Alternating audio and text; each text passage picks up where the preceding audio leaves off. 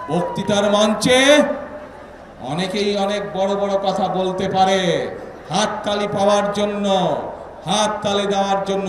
সুন্দর কথা বলা অনেক সহজ কাজ, দেশ চালানো এত সহজ কাজ নয়। দেশ চালাতে হলে দেশের মানুষের জন্য পরিকল্পনা দরকার। কোথায় তাদের পরিকল্পনা? শুধু বড় বড় কথা আছে। দেশ চালানোর জন্য দরকার কর্মসূচি। কোথায় তাদের কর্মসূচি? দেশ চালানোর জন্য অভিজ্ঞতার প্রয়োজন। তাদেরই তো বন্ধু বান্ধব। গত 1-1.5 বছর যাবৎ দেখেছি আমরা সরকারের অংশ ছিল, তাহলে আজকে এই দুর্গতি কেন মানুষের? কাজেই প্রমাণিত এটি আজ প্রমাণিত।